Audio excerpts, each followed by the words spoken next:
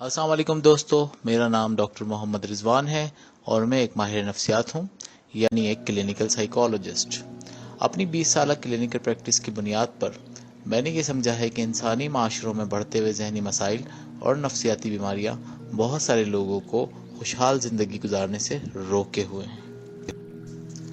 یہ نفسیاتی پیچیدگیاں عام انسانوں کے ساتھ ساتھ انتہائی کارآمد اور ذہین لوگوں کی صلاحیتوں پر بھی مایوسی، خوف، ناامیدی اور ناکارہپن کی سیاہ چادر ڈھانپ دیتی ہیں، اور جب تک آگاہی کی روشنی ان تک نہ پہنچے وہ اس نفسیاتی اندھیرے میں قید رہتے ہیں۔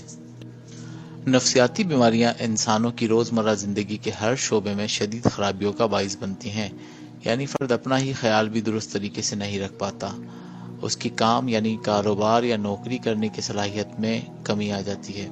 اگر وہ طالب علم ہو تو تعلیم کے میدان میں ناکامیوں کا سلسلہ چلنے لگتا ہے،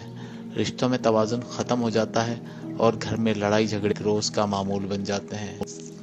ان پیچیدگیوں کو مد نظر رکھتے ہوئے آگاہی کے عنوان سے میں ایک لیکچر سیریز کا آغاز کر رہا ہوں، جس کا مقصد آپ لوگوں کو نفسیاتی مسائل اور بیماریوں کے بارے میں آگاہی فراہم کرنا ہے۔ آج اس سیریز کا پہلا لیکچر ہے جس کا موضوع ہے ڈپریشن۔ عالمی ادارہ صحت کے مطابق ڈپریشن نے دنیا میں 264 ملین لوگوں کی زندگیوں کو جزوی یا مکمل طور پر مفلوج کیا ہوا ہے۔ ڈپریشن میں عورتیں مردوں کی نسبت زیادہ مبتلا ہوتی ہیں۔ ڈپریشن ہر عمر کے انسانوں کو ہو سکتا ہے۔ آپ کی مالی حیثیت کیسی ہی ہو،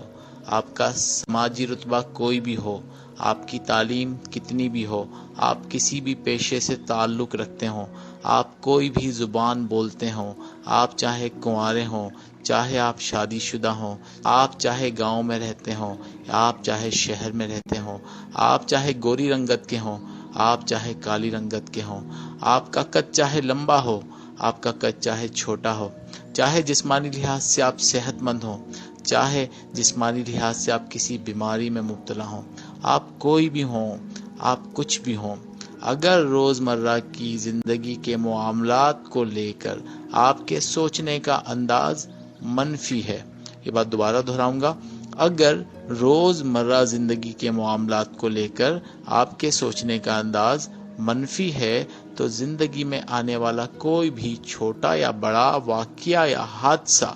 آپ کو ڈپریشن کے مرض میں مبتلا کر سکتا ہے۔ ڈپریشن جب شدت میں بڑھ جائے اور اس کے علاج کو توجہ نہیں دی جائے، یہ بات بھی دوبارہ دہراؤں گا،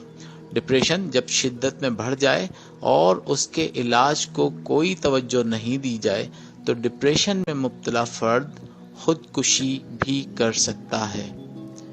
ڈپریشن میں مبتلا شخص خودکشی بھی کر سکتا ہے، اور ڈپریشن کا یہ نتیجہ بہت ڈرا دینے والا ہے،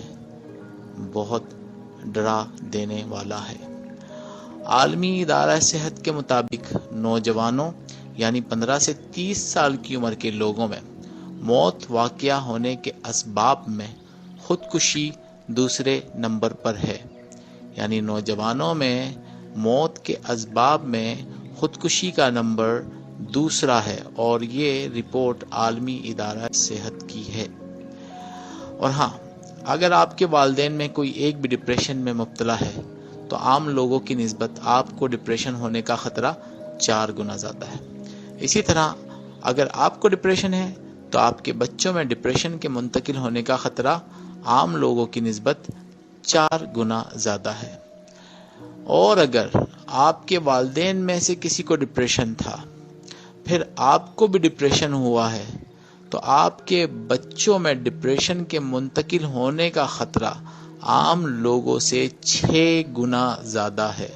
یہاں خطرہ بڑھ گیا ہے کہ آپ کے والدین کو بھی تھا ڈپریشن اور آپ کو بھی ہے ڈپریشن، تب آپ کے بچوں میں ڈپریشن ہونے کا خطرہ 4 گنا زیادہ ہے۔ لہذا اس مرض کو لے کر آنکھیں بند کرنے کی نہیں بلکہ آنکھیں کھول کر رکھنے کی ضرورت ہے، تاکہ آپ اپنا اور اپنی فیملی کا خیال رکھنے میں کسی قسم کی کوتاہی نہ کر بیٹھیں۔ اب میں آپ کو ڈپریشن کی علامات سے آگاہ کرنا چاہوں گا۔ میجر ڈپریشن ایک کلینکل ڈس آرڈر ہے۔ بنیادی طور پر 9 علامتوں کا مجموعہ ہے، اور 9 میں سے کوئی بھی 5 علامتیں اگر آپ میں ہیں تو اس کا مطلب ہے کہ آپ ڈپریشن سے متاثر ہو چکے ہیں۔ پہلی علامت ہے اداس رہنا، مایوس رہنا، خالی پن کا احساس ہونا۔ دوسری علامت ہے زندگی کی تمام چیزوں سے دلچسپی کا ختم ہو جانا، زندگی سے مزے کا ختم ہو جانا، وہ چیزیں جو کر کے آپ پہلے مزہ اٹھاتے تھے اب وہ آپ کے لیے بے مزہ ہو گئی ہیں۔ تیسری علامت ہے بھوک کا بہت زیادہ بڑھ جانا اور اس کے نتیجے میں وزن کا بہت زیادہ بڑھنا، یا بھوک کا بالکل ختم ہو جانا اور اس کے نتیجے میں آپ کے وزن کا بہت زیادہ کم ہو جانا۔ یہ وزن کم ہونا جو ہے ڈائٹنگ کی صورت سے نہیں ہوگا، یعنی ڈائٹنگ جو آپ پلان کر کے وزن کو کم کرنے کے لیے کرتے ہیں وہ الگ کیٹیگری میں ہے، یا آپ کی پلاننگ کے بغیر آپ کا وزن کم ہونا شروع ہو گیا ہے، تو اس کا مطلب ہے کہ ڈپریشن کی علامت ہے۔ نیند کا بالکل ختم ہو جانا، نیند کا نہ آنا، یا نیند کا بہت زیادہ ہونا۔ جیسے پہلے آپ نارملی 8 گھنٹے کی نیند لیتے تھے تو آپ کی نیند بڑھ کر 10 گھنٹے، 12 گھنٹے، 14 گھنٹے تک پہنچ گئی ہے، تو اس کا مطلب ہے کہ آپ بہت زیادہ نیند لے رہے ہیں، اور یہ نیند ڈپریشن کی وجہ سے بھی ہو سکتی ہے۔ جسم میں حرکت کرنے کی صلاحیت کا کم ہو جانا، یا پھر بہت بے چینی کی صورتحال ہونا، یعنی اس صورتحال کے اندر اٹھ کے پانی پینا بھی جو ہے ایک وزن لگتا ہے، واش روم جانا بھی اس کے لیے ایک وزن لگتا ہے۔ چھٹی علامت ہے تھکاوٹ کا بہت زیادہ احساس ہونا اور جسم میں انرجی کا نہ ہونا، ایسا لگنا کہ جسے جسم میں بالکل بھی انرجی نہیں ہے۔ ساتویں علامت ہے ایسا احساس ہونا کہ اب آپ بالکل ورتھ لیس ہیں، یعنی آپ کی کوئی حیثیت نہیں ہے، آپ کی کوئی قدر و قیمت نہیں ہے، یا آپ کو بہت زیادہ گلٹ ہونا، چھوٹی چھوٹی سی باتوں پر بڑے بڑے گلٹ ہونا، ایک چھوٹی سی غلطی پر آپ کو ایسا لگنا کہ جیسے بہت بڑا گناہ ہو گیا اور اس کی بہت زیادہ سزا ملنے لگی ہے۔ 8ویں نمبر پر ہے سوچنے سمجھنے کی صلاحیت کا کم ہونا، توجہ لگانے کی صلاحیت کا کم ہونا، فیصلہ کرنے کی صلاحیت کا کم ہونا۔ پھر 9ویں علامت ہے جو سب سے خطرناک ہے، یعنی موت کی خواہش پیدا ہونے لگے۔ آپ کو زندگی سے جو پیار تھا، زندگی میں جو دلچسپی تھی، جو جینے کی خواہش تھی، وہ بالکل ختم ہونے لگے۔ ایسا لگنے لگے کہ بس آپ اب موت کو پکار رہے ہوں،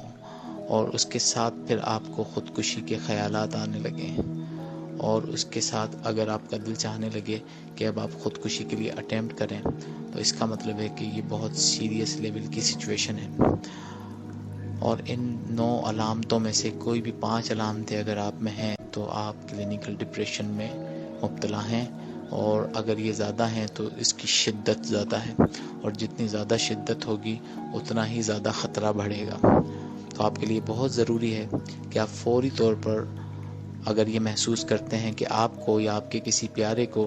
ڈپریشن ہو گیا ہے،